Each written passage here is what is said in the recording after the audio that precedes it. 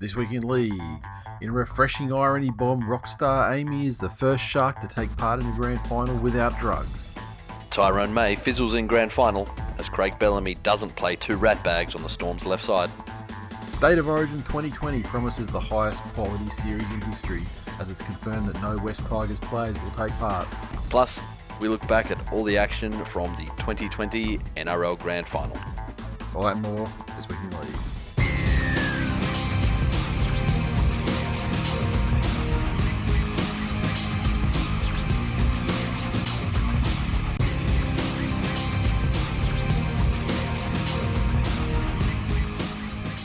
Welcome to episode 374 of This Week in League. I'm Nate. And I'm Jay. How you doing, fella? Man, I am surprisingly upbeat. Why? Honestly. Because I look at the season as a whole, and you know me, I am Delusional. the greatest person on earth at lighting candles instead of cursing That's darkness. true. I suppose. Yeah, anything. So, yeah, you gotta find reasons not And, to not to hang your belt over the doorknob. Oh, look, you know, when that's a usual Thursday. But look, also just production notes. We are doing this one remote. Yep. As for a second time in 7 days, a storm has fucked my evening. Yeah, and in this case, on this occasion, it's fucked your babysitting. It has fucked my your regularly scheduled fortnightly babysitter. That's it. So that's all good. So yes. we're doing this one remotely, which, to be honest, you know, in the advent of NBN and, you know, Skype video calling and things like that, it's not that different, really. I mean, you know, sound wise, you know, like your end is not, you know, it doesn't sound as nice sound wise because, I mean, the microphone in here is like set up and, you know, tailored, you know, volume wise, ripped for my pleasure. Yeah, it's exactly. But you know, it's you know, it's not terrible either. Like, I mean, it was an impossibility. In the day, it was just not possible. Yeah, probably 3 years ago. Oh, but technology. But yeah, things have improved. So that's all People good can now. hear my sobbing. Yeah, that's right. I can see it in high def 1080p. Yep. 4K. You can like see the glistening of the tears. You can almost you can. I mean, the, you know, quality's so good you can almost see the actual reason behind each tear. If you zoom in, my tear ducts are actually shaped like Bill Kickow, and the tears are just rugby league balls dropping out. Now, obviously, it's not going to be a long episode this week because, you know, twofold. There's not a lot of stories going on at the moment. There's a lot of grand final dissection and opinions. The Origin stuff is just kind of dawning at the moment, and what we're left with in between is not a great deal of solid news reporting to really speak about. Flano Jr. though. First, so he's left the Roosters. Fladju. Yeah. Is that Fladju? We call him Flange. Flange. It's just Flange. Like, yeah. He's left the Roosters a year early. Last week we were talking about the story that the Roosters had basically decided that after 1 year of a virtual rookie at the club, they decided that he wasn't good enough this year and wasn't going to ever be good enough for them. And so they sort of told him he wasn't going to be re-signed following next season. He's signed a deal with the Doggies, and they've obliged by letting him go early. And yeah, as they were always going to do. Yeah, but I mean, yeah, I still think like there's a lot of, I don't know, people just trying to make sense of it all, and you know, everyone's got their opinion on how good he is as a player, or how, I mean, end of the day, yeah, he was. I feel like he was a solid, and in some cases the best contributor for that team in a year where they had a lot of injuries through the year. They still had some guys out, you know, with season-ending injuries when they needed them in the finals. Yep. They did. And, Cleary kind of went missing as much, if not more, when it counted. Yeah. He did. My take on this is a young half is as good as, there's obviously some natural ability that goes into the equation. Yep.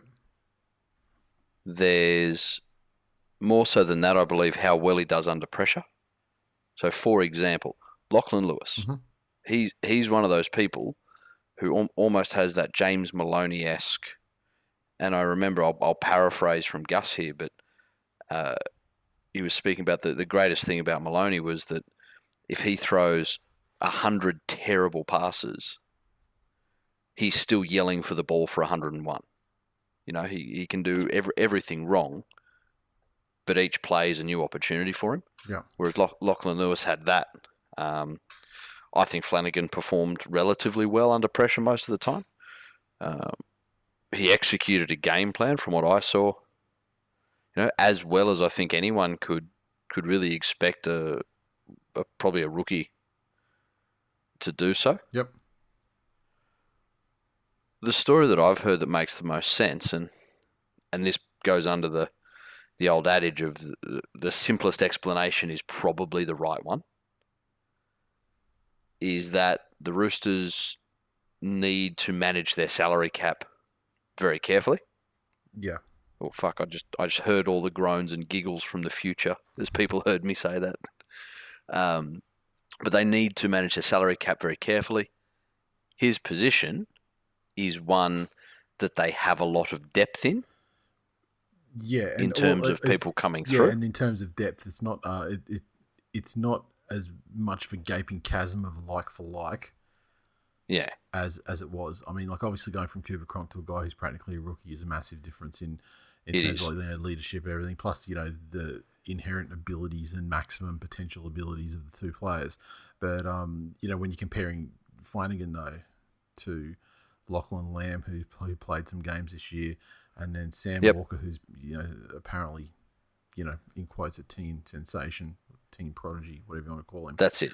So if you've got two there for coverage, and also for a little bit of pressure on each other, then one year's experience might be worth $100,000. Yep. In terms of managing your salary cap. So that's the explanation I heard that made the most sense to me. Because you're right, he wasn't dreadful, and although how do we know that it wasn't said at training that Flange, you're not to kick a ball this week. You fucked up at training, and so your penalty is you don't kick a ball, and you went out there and said "fuck you" and kicked a bunch of them anyway. Yeah. Who fucking knows? Yeah. Who knows? Yeah. It's also been said that the Sharks were keen to bring him back, and they tabled him an offer last week, but it didn't match the cash that Canterbury were able to offer and prepared to pay, and it is said that the 3-year deal is $1 million plus. So that's probably. But that's not a year. No, I don't think that could. Surely not. So he's not Ben Hunt no, 2.0. No, exactly. And I mean, if you want to shell $1 million, I mean, they probably would have had the option of several other players if they were throwing that out a year. So I think if they're getting him for like $350 a year or something like that, that's probably not a bad result. I mean, whatever the quality of his play through the year this year, he's being shunted unceremoniously like 3 days after losing your semi. Yeah. It's fucking ruthless, and it's not a good look. A reflection on you as a player, even though it's not necessarily your fault. I mean, you're dealing with a ruthless fucking club that, I mean, allegedly has variously covered up or exposed drug offences in order to either maintain control of or seek the release of players in the last 5 years. So, I mean, they're ruthless bastards, and I mean that's why they've been on top. That's I can't hate it. If I was a Roosters fan, I'd be like, fucking that kind of ruthless demeanour is fantastic. It's big dick club energy. Yeah, exactly. Exactly. But he's off the doggies now, and under the sexy good bloke regime. Yes. I guess time will tell. SGB. Now another story and this is like one we've mentioned, like talking about Joseph Suwali. Remember, he started off like Rabbits were how much were they going to pay him? It was fucking fortune. Like age 17, Everything. they're going to lock him in for like like a 5-year deal or whatever, and it was like millions. Yeah. Then it was like, oh, he's gonna go to rugby, but then it's like, oh, he's not gonna go to rugby. They can only pay him fucking 10 cents, and they were trying to get him over on the whole thing. Like, we're an international sport. You can play World Cups, and you can play in like sevens in like the Olympics and the Olympics, all that sort of thing. And so that was their kind of unique selling proposition to get him over the union. And then he's like, no, he's not doing that. He's not going to union. And now it's like he's fielding good offers from a club such as the Roosters, who, speaking of the big dick club energy, are apparently so intent on pursuing him and freeing up the funds to do so that someone like Angus Crichton could be pushed out to open up cap space for them to do so. And this is Jesus Christ. And this is a guy, like, particularly in the second half of the year, like, it was fucking great. So I don't know. I just saw that and I was just like, fucking. I was bemused by it all. And this is one of those unfortunate situations where South Sydney went back to him because if you remember, he wanted that stupid clause in his contract that could sort of go at any time. Or that's it. Great. I'll play for Souths, but I'm able to leave to take up an offer from rugby at any time for whatever reason. They told him to fuck off. Yep. And now the Roosters swoop in. Exactly. It's also an interesting move because if there's any position where you can afford to sit back and let somebody find their feet at another club and then take them a bit later on, like the kid plays prop. How many rookie props have come in and actually mixed it with the best of the best? Yeah, it's very few.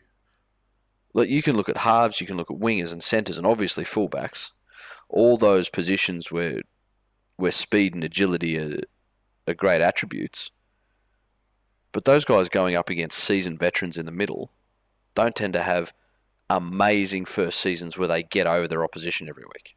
Yeah, and I mean, it's said to be, like a prop sort of maturing in their prime is, years after they debut. Yeah, that's it. I'm trying to think of like young props who came in and just wrecked shit up. Like Mark O'Mealy, he was probably he was pretty decent. Like when he burst on the scene, he was just a young fucking maniac. Like Fafita and Payne Haas, Yeah. But again, you threw them against the Papalis of the world, and they came up short. Yep. Exactly.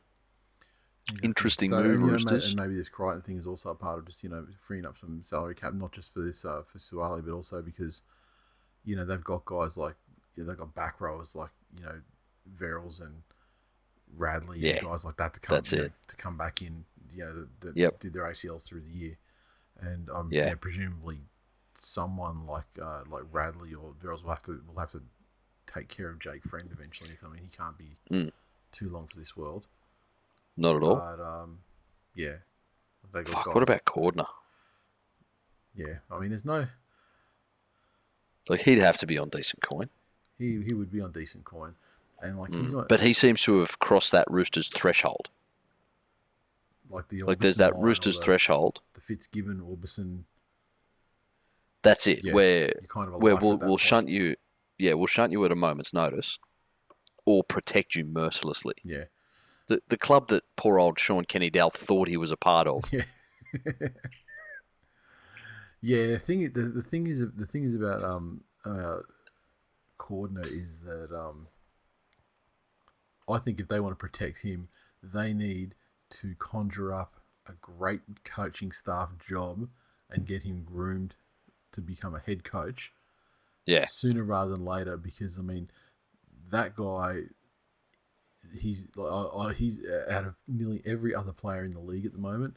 He's the one that I probably hold the gravest fears for in terms of like brain injury. He's the only one I've seen that has to say the nursery rhyme out loud to himself when he ties his bootlaces up.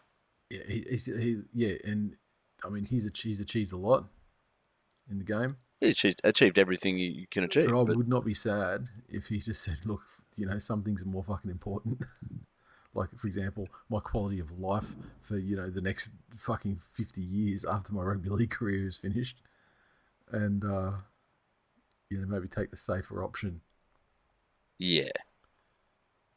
Is there any other news stuff that you want to talk about through the week? I mean, obviously we're going to get to the no, not actual news. Yeah, I mean they're kind of like they're trumpeting this situation with Steve Hansen, who is the legendary All Blacks coach. They're talking, it's a stunning coup for the Bulldogs for him to join the club, but really he's going to come over every so often, pending COVID restrictions, and his title is high performance consultant, but essentially he's going to be making some semi-regular trips to Sydney, and potentially opens up the Bulldogs to a pathway of maybe bringing some Kiwi Union players into the fold and that kind of thing. But I mean, it's weird when we talk about high performance manager. It seems like he's basically like the NZ chief of recruitment operations or something like that. Fucking Christ, dogs! How about you focus on getting your players good at rugby league before you start looking at ones you need to teach the sport to? Yep. Exactly. Fuck me. That's not a coup at all. What that is what every consultant calls a dream engagement, where somebody comes to you and says, "I'll pay you a shit ton of money to work very little hours." And you say, "Thank you very much. I'm proud to be a member of your organisation. I feel as if I belong here and I've been here all my life." Which is exactly what this guy's done. Mm-hmm. Yep, exactly. And I mean, do we need to speak about the Origin squads at the moment? I feel it's kind of a little bit premature, given we've got our 27-man squads named. Yes. There's not a hell of a lot of surprises in either of them. I mean, Queensland obviously have a lot of injuries, to players that they would have walk-up starts in their side. Like, should we run through it? Yeah. Only because by next episode we're going to be watching it. Yeah, sure, okay. So the New South Wales side, and this is just going through alphabetically. Josh Adokar, Nathan Brown, RCG, Nathan Cleary, Damien Cook, Boyd Cordner, Nick Kotrick, Angus Crichton, Stephen Crichton, Dale Finucane, Tyson Frizzell, Clint Gutherson, Payne Haas, Luke Keary, Zach Lomax, Jerome Luai, Cameron McInnes, Cameron Murray, Ryan Pappenhausen, Junior Polo, Daniel Saifidi, Teddy, Jake Turbo, Daniel Tupou, Cody Walker, Jack Whiten, Isaiah Yeo. Look, there are a couple of names in there that you probably wouldn't say are walk-ups for an Origin side, but that seems a very strong team. Can you think of anyone that's left out? Apart from like the aforementioned David Clemmer situation that we talked about a couple of weeks ago. We understand why he's not there. Other than that, anyone who's left out that should be there is only left out through injury. Yeah, so, that's it. Look, I think Arpey was unlucky not to get a call-up. Yeah, but having said that, he would have only ever been second fiddle to Cook. And the thing, that's it. And the thing with, and they've got McInnes in there as the second, as the cover. Yeah. But that's what I'm saying. Is McInnes? Did McInnes have a better season than Arpey? Well, I mean, I think they're probably looking at it from the perspective of Cook is going to be the guy, and he's an 80-minute guy. Cameron McInnes is there if he needs to be, but also Cameron McInnes, remember, played a lot of lock. So he did. So he's like, I guess he's just a more versatile bench guy because that's probably the maximum impact they see him having. Yeah, and it's for the same reason that. But see, then I ask you that question because look at Clint Gutherson. I mean, Teddy is overcoming an injury, and he's still a better fullback. But you still got Pappenhausen sat there exactly as well, and he's arguably he's vying for the position on a level playing field against Teddy. The only thing Teddy's got ahead of him really is incumbency, and so if it's an injury situation, I mean, Pappy's there all day before Gutherson, and there's been talk that Gutherson is going to be slotted into the centers or something. And in terms of like a bench versatile kind of guy, yeah, you're probably looking at Cody Walker's that guy. Yes. And then with 100%. with the assumption that it'll be Yeary and Cleary in the halves. And look, based on the season, that was my side. Yep. And I got a fucking hard on thinking of the attacking potency of having Cleary and Keary in the halves, and then White and Walker in the centres. Mm-hmm. Like, just the fucking options that gives you. Yeah. Yeah, how the hell fucking Gutho ends up in there, who knows? But yeah. I mean, so, but again, back to McInnes. Is McInnes at lock, right? Yeah. Is he a state of origin quality lock? Look, I don't know, and I don't think he would be. I think he's really primarily there just in case Cook gets fucking killed. and yeah, I mean that's pretty much the only reason he's there, in my opinion. Because when you look at the forwards and the way that you can, the composition of the pack, you could do things like have Cameron Murray in there and then move Jake Turbo to prop. And like you can. Again, my concern though is McInnes didn't have a fantastic season behind the Dragons, and they were playing like shit. Given, however, he didn't have a fantastic season last year either. Yeah. Why is the guy who's covering for the hooker just in case he gets killed the guy whose style of gameplay is removed from Cook and what he does well? And again, if I had to look at something that I would change in that side. Yeah. That's what I get to. Yeah, I think that's that it's all predicated on like a worst case scenario. Yeah, of a guy getting a player who's you have to say is durable. Yes, yeah. Correct. I remember that final against fucking who was it they were playing against, and it was just that the finals this year when it was like he got axed and it looked like he had a knee injury. And then he literally got up like the next, like the next set and streaked away and scored a try. So, I'm never going to believe he's down until the scan tells me so.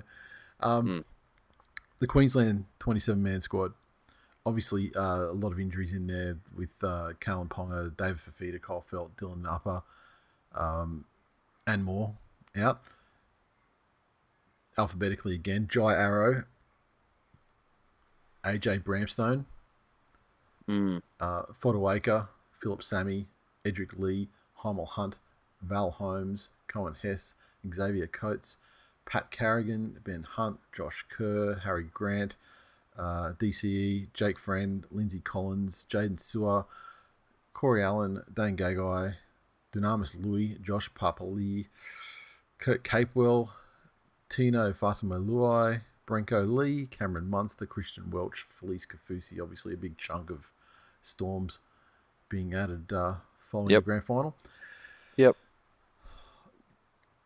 There are a couple of extremely settled positions for Queensland that are you could lock them in 100%. But correct.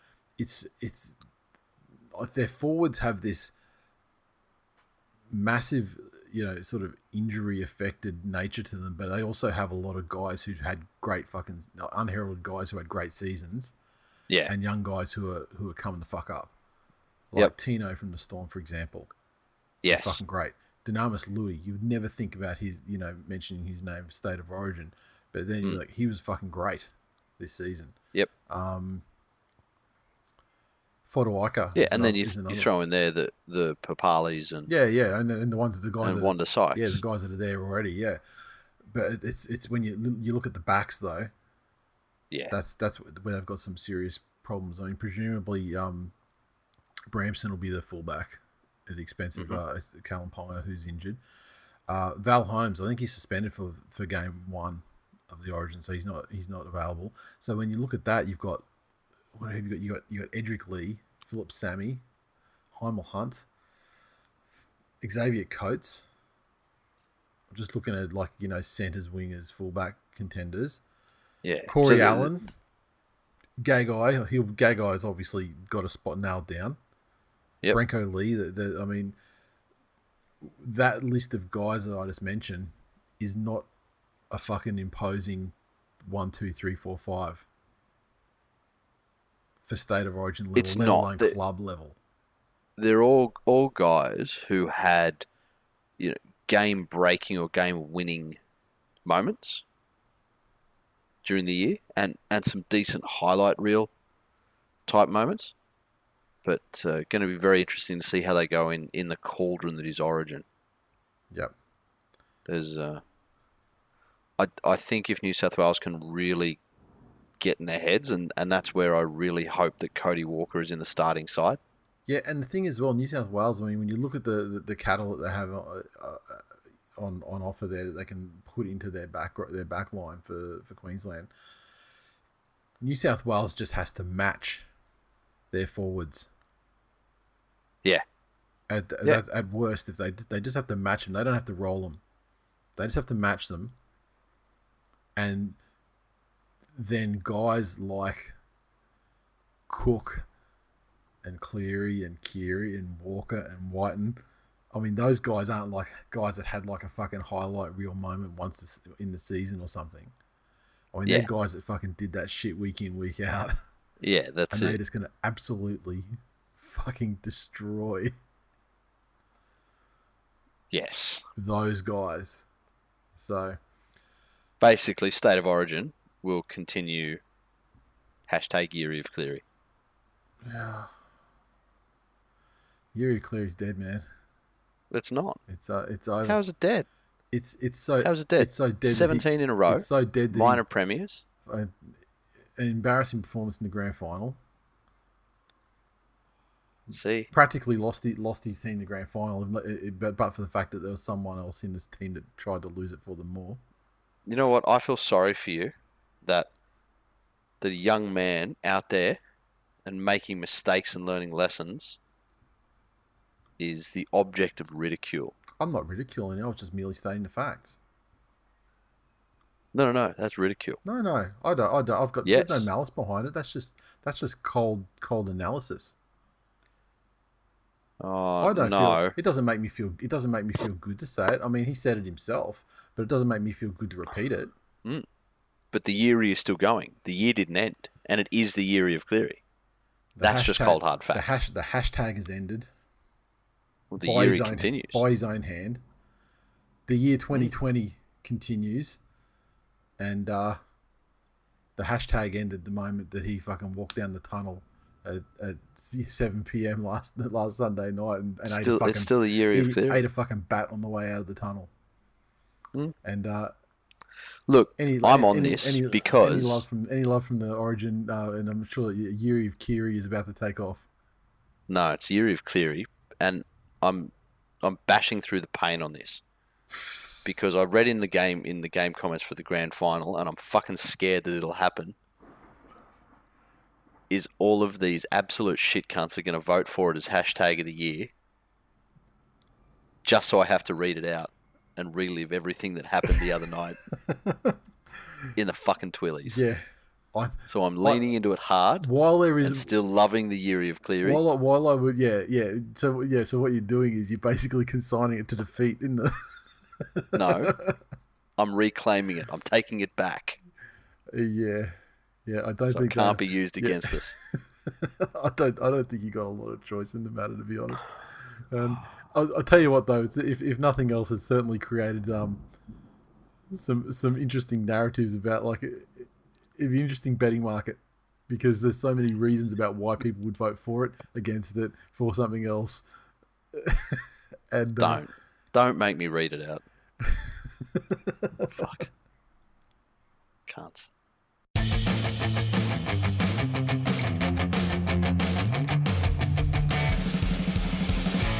Recaps. The grand final, the NRL grand final. The Melbourne Storm 26 defeated the Panthers 20 at ANZ Stadium in front of a crowd of 37,303. I thought it was meant to be 40. Was it, when I was talking about the numbers, was it meant to be just like 40 grand, like just like rounding up as a number or something like that? Because it was apparently sold out by the end of it, but it was, as far as grand finals go, very late in the, apparently there were still tickets available. My feeling is that normally when they give these stats, Mm-hmm. they're talking about ticket sales. Yeah. Normally when they say attendance they're talking about ticket sales. Yeah, scans through the thing. In today's day and age, no, just ticket sales. Yeah. So not tickets used. no, not tickets used. Well, However, probably would count tickets in the age of COVID, yeah, they must have accounted for every single person. So I just feel as if that number would be more readily available this year. yeah, Whereas in previous years, it wouldn't have been. That information, because the NRL doesn't give a fuck how many tickets come through the gate. The NRL cares how many tickets are sold. yeah. It's the previously, and I've mentioned this on the show before, but previously, for ground attendances and things like that, it was just, it wasn't anything to do with anything. It was literally just a fucking guess. And now, that's changed somewhat now because there are generated numbers from ticket stubs passing through the things and members scanning their lanyards and shit as they go through. Yeah. But in any case, the Storm's 26 came through tries to Olam, Cameron Smith, Suliasi Vunivalu, and Pappy. Smith, 3 of 4 conversions, 2 penalty goals. The Panthers 20 tries to TWiL, Cleary, Crichton, and Mansour, and 2 of 4 conversions to Nathan Cleary. Is there anything you'd like to say? I will. First up, before we get to the facts. I'll give my emotional piece first. Okay. Whilst I was saddened with the result, and I was disappointed in a couple of areas within that game, overall, I am just so immensely happy and full of pride in the season that the Panthers had, in that they were vying it out for the spoon last year. They came together as a very young group of players, having lost some massive experience and winning experience in that of Maloney. Defensive powerhouse that he was.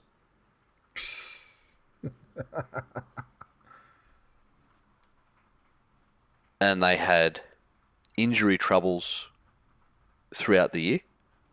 So, for example, people talk about, they had luck with injuries. We were without our first choice fullback for great sections of the year.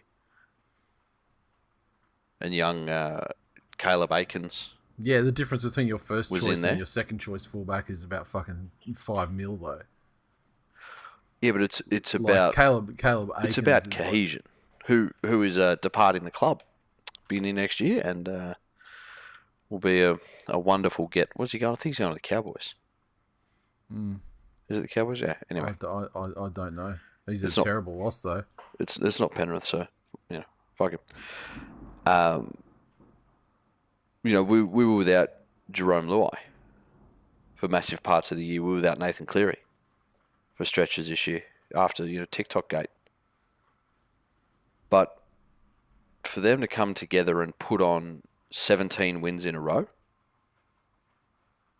is an absolutely phenomenal effort. And to be going into next year really without too much of a change to personnel. I mean, obviously Tamau's going and he's been a great leader at the club. Unfortunately, he's going to the Tigers. And by that I mean, I think his best position, I think the club that uses James Tamau the most at the moment, or the most effectively at the moment, is somebody like the Gold Coast Titans. I think if he was up there in that position, that I am a fucking dead set bench forward. However, I'm going to work with these guys and really mentor them through. I think that would be his swan song, but alas, it's not to be. He will be by miles the best prop at that club, so good on him.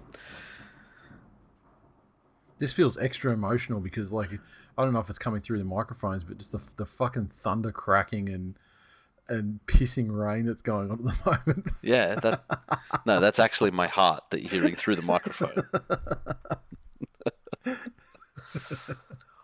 On the game itself, my feeling, and I said this to you after the game, and I said it in the groups we're in, is that this was Penrith's grand final to win or lose. The Storm were just a byproduct. They were there. They didn't really do anything special. They don't really deserve any credit. There wasn't anything about what they did on the night that was, when they look back at this grand final, nothing will be said about how great the Storm were. I think you'd be surprised. You look at grand finals past, and you've got the Sattler try, or you've got the Benji flick pass, or you've got Thurston, winning it for the Cowboys. Yeah, you actually have two of those in this game too for the Storm. But they won't be shown in highlights. I guarantee you that Pappenhausen try and the Verney intercept are grand final lore forever and ever. You may downplay the Storm. I'll give you Pappy, but not the other one. That intercept to have the balls to go for it, to get it, catch it, get knocked down and half tackled, get up, break through Mansell, who had a proper grip on him, and then streak away from I'm not saying it wasn't a good play. I'm just saying it was grand final fucking gold. No, it's nowhere fucking near grand final gold. I put it to you that it was actually far better than an average forward chasing the slowest winger of the fucking game. Back in the game, back in an era when players were essentially fucking farmers. Look, and I'm talking directly to you. You turned up to the grand final in a fucking Peaky Blinders cosplay. Your opinion on anything is now null and void. Yeah, but you turned up to a grand final in a fucking Nathan Cleary cosplay. so I'm sorry. There's one of us is a massive glass houses situation here. One of us is a peak fashion connoisseur. The other one looks like somebody that shouldn't be allowed near schools. I tell you, those the white pants with the fucking white knee length cardigan. I mean, that's pretty much from fucking Dennis Ferguson's couture line that he released shortly before his timely death. How the fuck is Dennis Ferguson a streetwear icon? You're grasping at straws like Dylan Edward grasps at balls. Why is Dylan Edwards your fucking target right now? Because he grasps at balls better than most people, fruitlessly. I feel like in with the old adage of you're only as good as your last game. I feel like he grasped at them more successfully than like someone say kick out. Yeah, that's it. We'll get to that. We will fucking get to that. Oh my god. Looking over it, and again, there really wasn't anything that Melbourne did as a whole in that game. Penrith's hands let them down. It was going to be as simple as their hands didn't let them down for no fucking reason in a vacuum. The Cameron Smith and the Storm forwards controlled the game so well that Penrith were always coming out of it. And surprisingly to me, Jerome Hughes' kicking game, like his positional fucking kicks to pin guy, Penrith were always starting their sets from piss poor position. 100%. They couldn't roll. They couldn't get any roll forward thanks to the forwards, in particular guys like Nelson. And as a result of that, then they started. They couldn't do what they've been doing, so they started to panic a little bit, and that's when you see these situations like forward passes 40 meters out from the fucking line, and guys dropping this and passes off the ground and all this sort of shit. Look, I hear what you're saying there. There have been plenty of times this year where they'd been in exactly that situation and being severely pinned back in the territorial battle. And there were a couple of things that got them out of that. Unfortunately, one of those things was sitting on the bench because there was a coaching decision to put in a better defender than Naden. He proceeded to not defend that great. Yeah, he didn't. Honestly, putting a guy in because he's your fucking son's mate is ridiculous. I'm not sure that was it. Massively outcoached but in that respect. Looking at it, it reeks of that old New South Wales. He got. I think he just got. He got head fucked from overthinking it.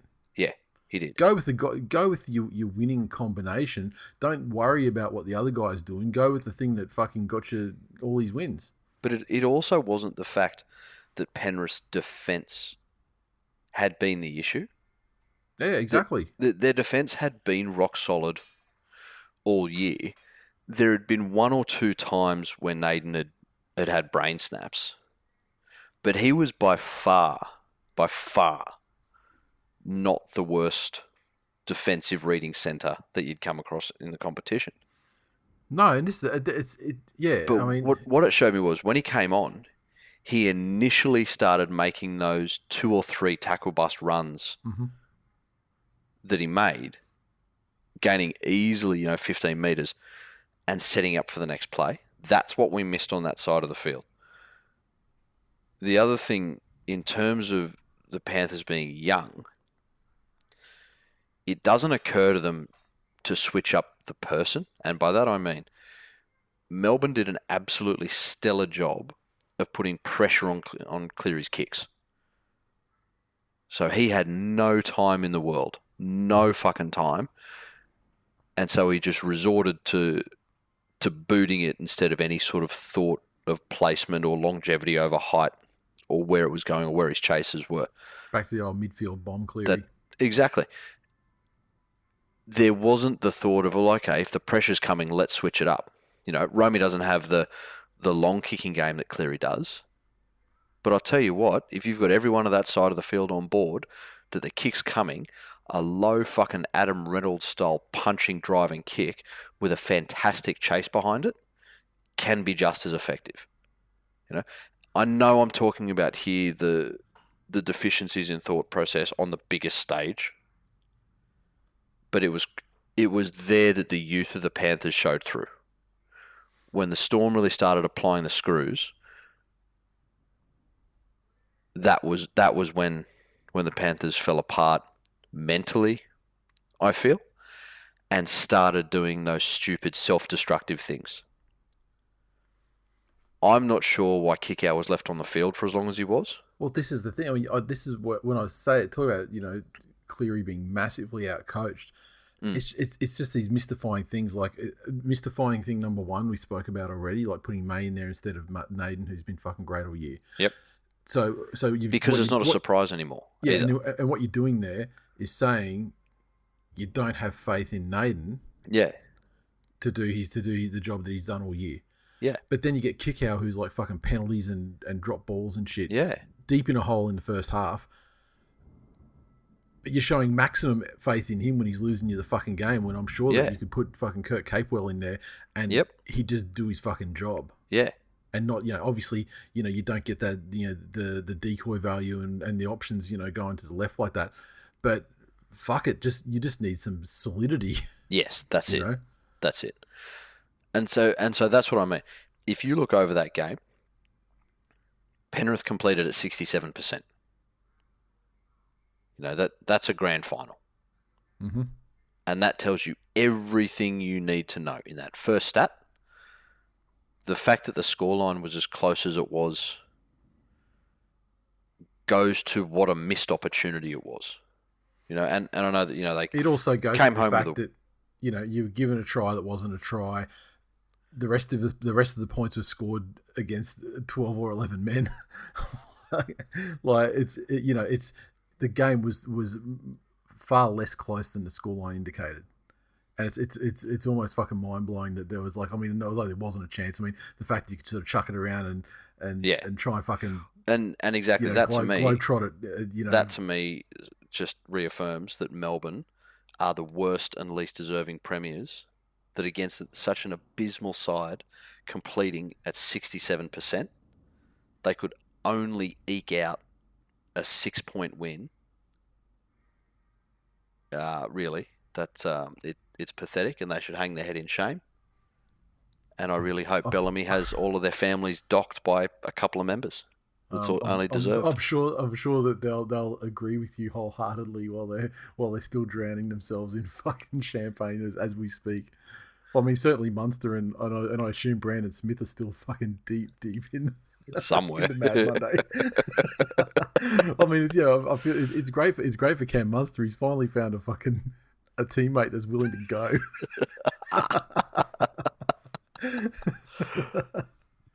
And you see the ski goggle thing, or how that became a thing that people were fascinated with. It's just good. It's just good OH&S practice, really. Yeah, exactly. When you spraying champagne and COVID adult hookers and I mean, let's say they are from Victoria. Yes. Yes. I'm just trying to think if there's something else that we didn't get in through there. Look, and I was tossing up whether to talk about this because I don't at all want a ref's fault at all. The referee dropped no balls. The referee threw no forward passes. He gave you 6, but fuck me, that cunt just legit doesn't know the rules, and I'm talking on both sides. There were some fucking mystifying things in that game. And how Bernie Sutton ended up with the show is... For example, what are the decisions that you had a problem with that were game-changing decisions? Just around the... things like policing play the balls...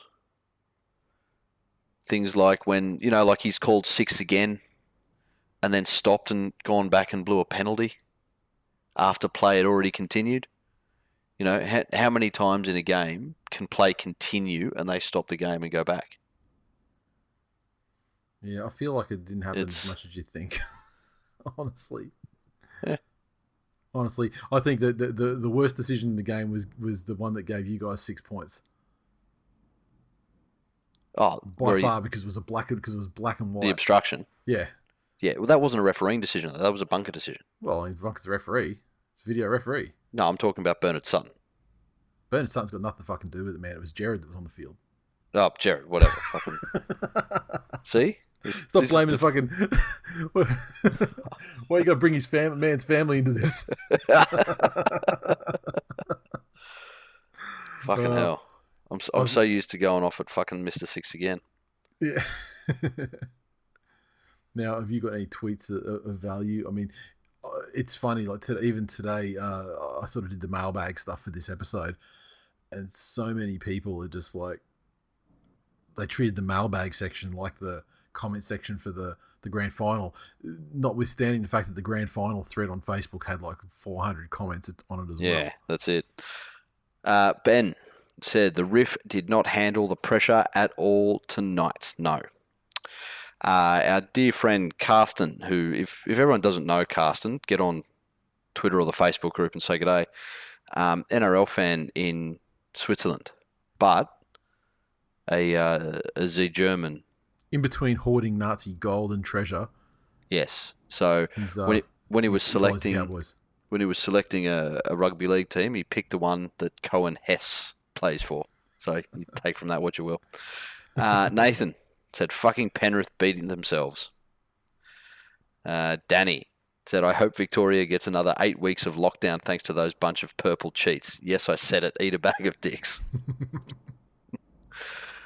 Isaac said, can someone explain this 44 thing to me? I feel like I've missed some bands.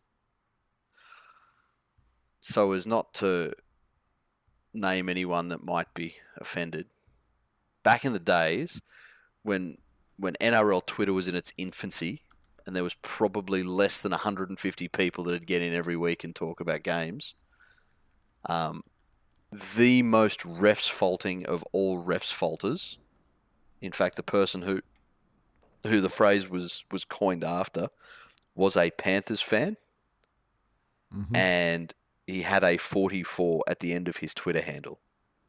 And so the minute anyone blamed the ref, it's why if you go and look up, there's another guy on Twitter at Sharky Dave. His Twitter handle now has a 44 in it, just because he's a fucking refs faulting cockhead. Matt Hammers said, Penrith have been shown up as the TikTok millennial underachieving group as they appear to be in real life. Absolute fraud minor premiership and will be found out in a real season of football. # fuck the Broncos. My friend, I'm happy to extend to you.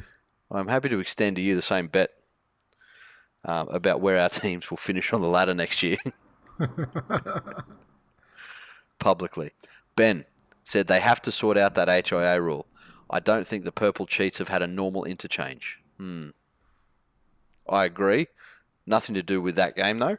But we spoke about that last week. That if you start doing shit like stopping games for an assessment of whether a player requires an assessment, that's taking the piss. And they need to be penalised. They need to get him off and he misses the next set, whatever it is. And honestly, I mean, I thought the grand final was officiated fairly well on that side of things as well. Because I mean, both teams have had plenty of times where they've fucking laid down looking for shit through the season, but it didn't really happen. That's it. In the grand final. In an unexpected, measured fucking comment, Supergrover said, "Congratulations to Penrith Panthers, minor premiers all year, kicked everyone's ass, and the best two teams played it out tonight. There are 14 teams not playing tonight's game." And he said that after the game. Yeah, that's fucking loser talk. That's fucking hell. This was the comment. Yeah, so is everyone just going to troll the Penrith supporters and vote Yeary of Cleary the best hashtag of 2020? Don't you cunts fucking do it, all right? Ryan said, "Cleary at the end was so impressive, but unfortunately the prophecy could not be fulfilled and Penrith were only able to show up for the last 20 minutes or so. Choked harder than Michael Hutchinson in the last minute of his life. Ouch." Which is ironic. I mean, given we had the wonderful pre-match entertainment by from Amy Shark where we got a cover of Never Tear Us Apart as well, and it was at that moment I thought, wow, something special could happen tonight. I mean, they've tailored the pre-match entertainment to us. Yes, they have. I never thought I'd see that when they. You'd be surprised the reach we have. Yeah, you'd be surprised. And at least speaking for the Brisbane Grand Final watching crew, I mean there was at least 4 of those Trust Us t-shirts in attendance at the event. Speaking of, Alexander, good to see you again at the meetup, brother. What's the opposite of a Clive Churchill medal, and how does Mansource get it? Fuck me. I think Kickout would have fucking beaten him to it by the length of the straight. Look, I'll tell you what. I can cop Kickout's brain explosions to a point. You know, the dropsies and the passing off the ground and all like just dumb shit. That try that Vuni bombed where he bobbled the ball. Yep. That was fucking, 2 years ago, Mansour.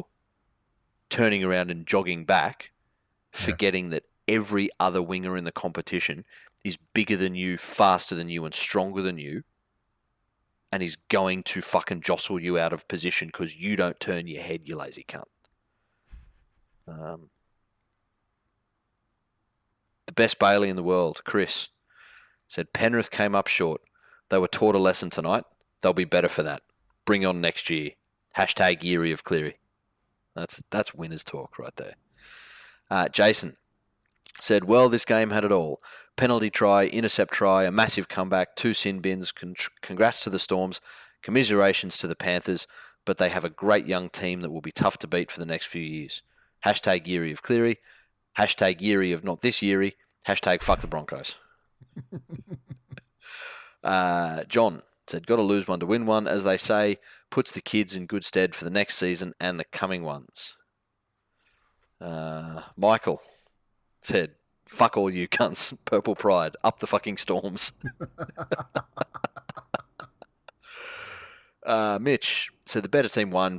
Penrith were too costly with the shitty handling errors, and that typical shit cunt Melbourne tactics were enforced again, fucking trainers holding shit up unnecessarily. Shunter. You know what? Nice measured response from Shunter. He said, vintage hook Panthers tonight. Glad they fought to the death, but those missed opportunities in the first half were a killer. James said, Melbourne played like champions. Panthers played like contenders, but I can't think of a team that ever came back from 26-0 down and really took it to the Storm. Panthers are a special team on the cusp of a dynasty. Hashtag Yeary of Cleary. Hashtag fuck the Broncos. Hashtag Tigers in decline. Rusty said, Kickow made 5 errors alone. You can't give anything like that to a top team like the Storms. They are too good to give cheap ball to. Papi deserved the medal, and finally something that wasn't narrative-driven being awarded on merit. Who'd have thunk it? Onwards and upwards for the Panthers. Storms just too good, but they can fuck off back to that hellhole now. There we go. There's a couple of good ones in the, and yeah, you had one from Shana earlier, but I mean, he left this one in the mailbag for today. If you could pick a centre, would you pick a specialist centre with good attacking skills, continuity with his teammates, and iffy defence, or your son's mate, the sex pest Bilo Bo Scott?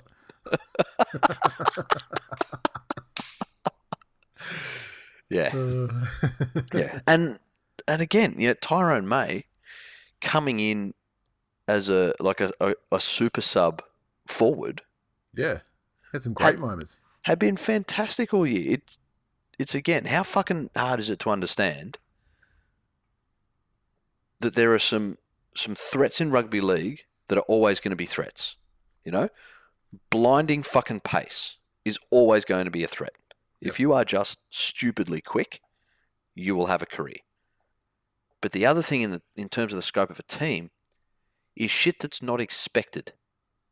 So if all of a sudden someone that's come off the bench, that's in the middle of the field or just on an edge, has the ability to ball play both ways, short kicking game, all of these attributes that anyone that defends week in, week out against these other forwards isn't looking for, how much of a fucking advantage is that? But, put him in the centres. Yep. Put him in the centres. And just briefly, the Brisbane Broncos won their third consecutive NRLW title, defeating the Roosters 20 points to 10. The Broncos were in control for the entire duration of the game. When the Roosters got their first try there in the first half, I mean, it kind of, it looked like it was they were getting a little bit closer, but the Broncos scored again. And it's just such a massive gap in the quality. And I'm not watching a hell of a lot of the NRLW, but this one, we were already parked at the venue, and we were, right in front of the big screen, so we got to watch all this game, very closely. And it's like the front on defense is great. Generally, the work in attack through the forwards is pretty good. But man, you get a girl out there that's got a little bit of footwork and just runs at the outside shoulder of the defender, and they just get dragged into this arm grabbing shit, and where it's just tackles are just broken easily, and it's really, you just get your person on the outside of that. It doesn't have to be an overlap, just get them on the outside of their opposite number, and they're just going to drag them down the field. I refuse to acknowledge anything that team does after what that fucking hair-pulling bunch of Gronk grubs did to my girl Isabel Kelly.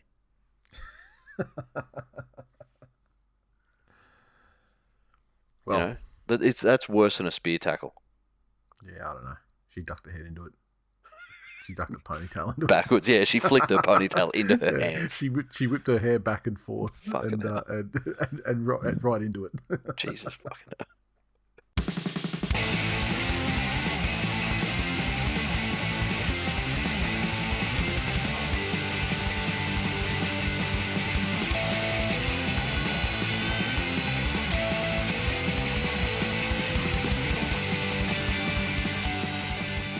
Right, the mailbag this week.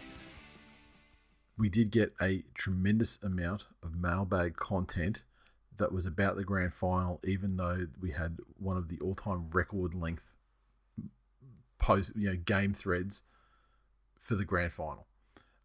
So I'm basically just going to try and just scroll through these and try and find situations where they're not. If they're not related to the grand final, they're at least, like a new angle or a question, the surrounding it that we haven't gotten to yet this evening. Matty said, can we, as a true TWiL Nation, come together and once and for all say Cameron Smith needs a cunt punch from Mike Tyson on his way to the glue factory so we can all move on with life? Yes. Fuck that guy. I thought that he was purposely trolling the NRL population in that speech after the game. When he said, it was no less than 3 times when he goes, and lastly, blah, blah, blah, says something else. And he goes, and lastly, and it was like every time the lastly, he's retired, he's going to retire. And then he goes, and lastly, another one. And then he just never said it. And Jesus. I think that was actually I don't like the guy, but I mean, I do love a troll. And if that was his intention, I've got to respect it. Let's scrolling down. There's probably one for you. Would Panthers fans dare resurrect Yeary of Cleary again next year? Fucking oath. Fucking oath. Because here's the thing. As much fun as it's been, with the hashtag, I don't actually believe that us saying words had any effect on the outcome of the season. This is not the secret.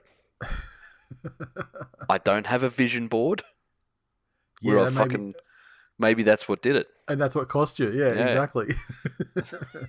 Maybe Barb's vision board or Barb's voodoo dolls. I can't remember. What is that shit that the secret goes on about? You asked and believed, but receive. You didn't believe enough because you didn't receive. See. Maybe I didn't ask. Maybe I demanded. I feel like throwing that fucking hashtag out there was asking plenty. Daniel has said, just rip into Gus for a few hours.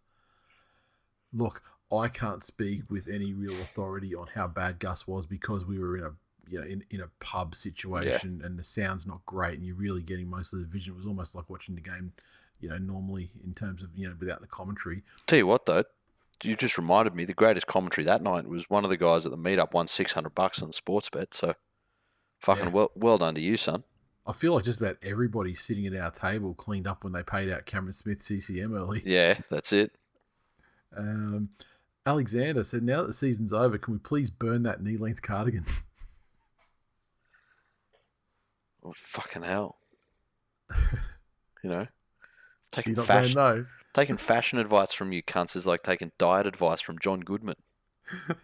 But I believe John Goodman shed a tremendous amount of weight in recent roles. Roles? How many roles has he got left? Well, I mean, it's more like folds because he's like everything that sort of puffed him out is gone, so he's just left with fucking hanging skin. He basically looks like he's melted. He looks like he's wearing a skin-coloured knee-length cardigan when he's wearing nothing. Yeah, exactly. Let's see. I'll scroll down. My God, there's still so much fucking Penrith Storm final stuff. Ryan said, is it high time for non-internationals to finally learn the Australian anthem so they don't look like complete tools when they're barely mumbling the incorrect words while on national TV? Maybe hold these lessons in the same seminars where players are specifically told that rape is bad, okay? I feel like players have probably got more on their fucking plate in that moment. I also find it hard. A ceremonial thing that has to be, gone through. Yeah. But you're also like when the anthem's on, you're like fucking 60 seconds away from, the biggest moment of your life too. You know what? The other thing is, I've got a fucking terrible singing voice, and so if the camera ever hit on me when the anthem was going, you wouldn't be watching that at home and think, geez, he's enunciating every syllable flawlessly. Look at that projection. My mouth's going up and down, and I get girt by sea and the thing. So yeah, I'm not too bothered by that. Although when Queenslanders do it during State of Origin, I will fucking rage at them. Yeah, unpatriotic cunts. Yeah, but I mean they're often from other countries. That's why. Although then PNG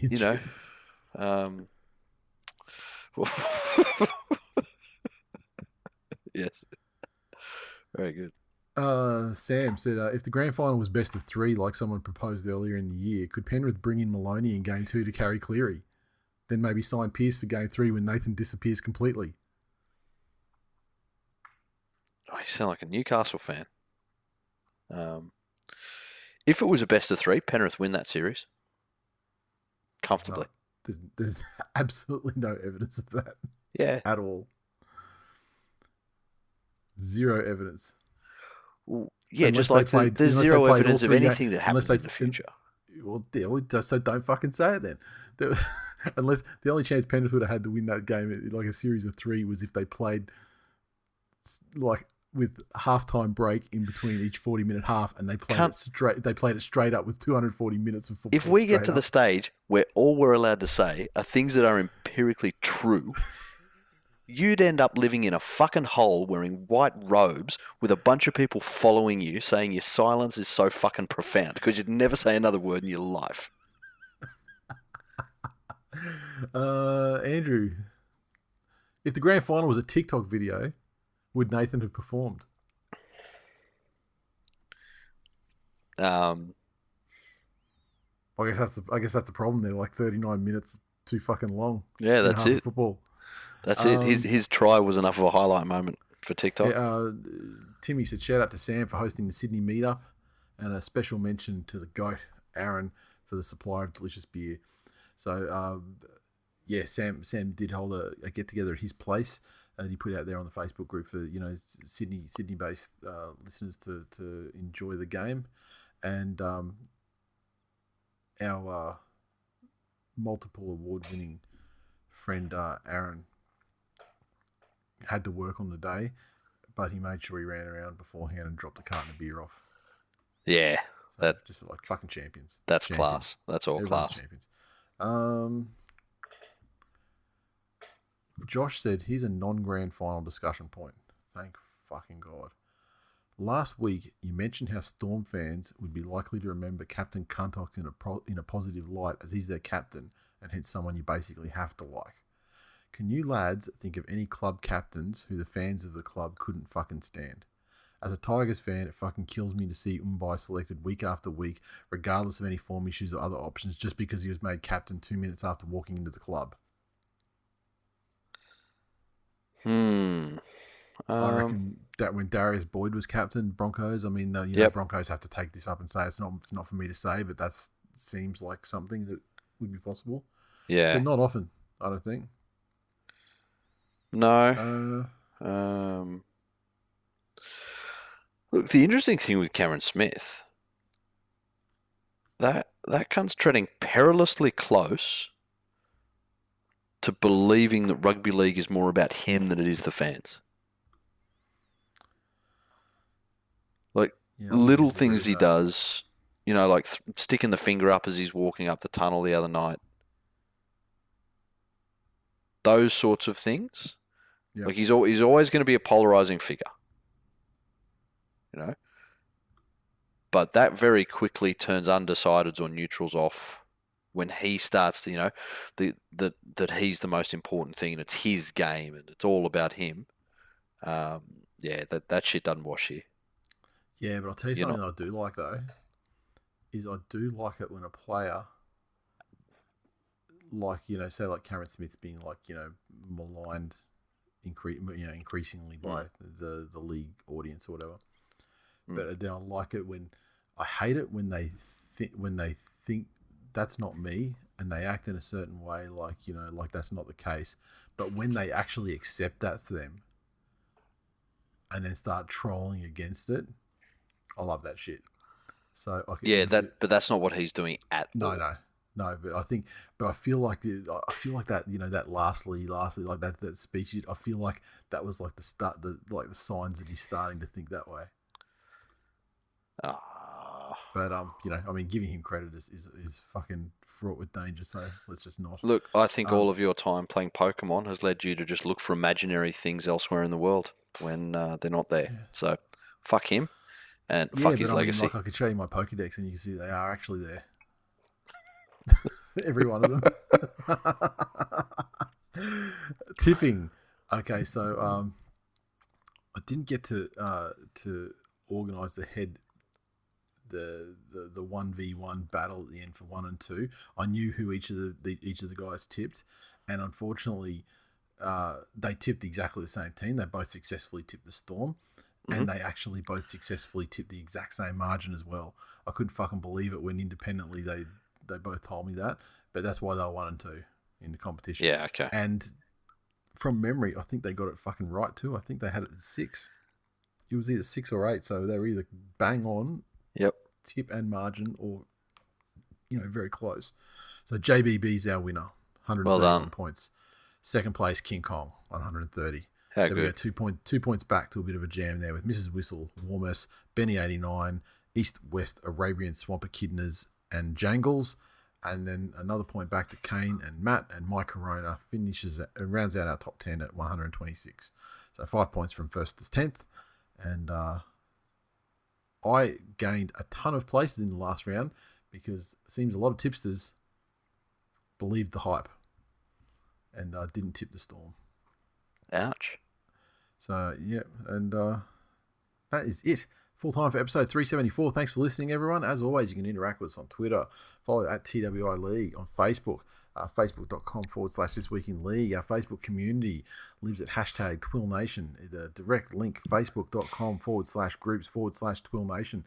It's amazing the amount of new members we welcome to the group over the weekend and grand final, like during the game and like Monday morning after the game. It seems like, guys, you kind of a little bit late, but better late than never, right? What else? If you'd like to support the show, make sure you drop us a rating and a review on Apple Podcasts. Like fucking Midi Ned, who put a review through this week on the Australian iTunes store, said 5 stars, guaranteed, wet your pants funny. Take 2 guys who have a high knowledge of the game and a good perspective on rugby league, then add great humour and easy listening, and you get this. Can't rate it highly enough. Well done. I can't rate that review highly enough. To be honest, it's fucking tremendous, and that's exactly the sort of stuff that gets read out on the show because it's fucking fantastic. If you want to go the extra mile, of course, our digital memberships are still available, and we're going to keep pumping them out. And it can be picked up anytime for only $3.99 a month, $1.99 a month if you're a classic member. And fuck it, tell a friend. That's the easiest free way to support the show. Yes. And, Play us in your place of business over a loudspeaker. Exactly. And then pause every 10 seconds and say, you are now listening to This Week in League, available on Apple Podcasts. We must remind you that daycare pickup is to be contactless in the time of COVID, and get back to your regularly scheduled work duties. I think that's about it. You got anything else to add? No. Not at all. Unless you want to go through what we're going to be doing for Origin, but... Oh, yeah, well, yeah, I mean, may as well. I mean, it kind of... Oh, well, I guess it does affect everybody. It does. Okay, so Origin is a interesting situation because the games are on Wednesdays. So our episodes are generally recorded on Wednesday nights, which puts us in a bit of a predicament. So what we'll be doing is this. Digi members...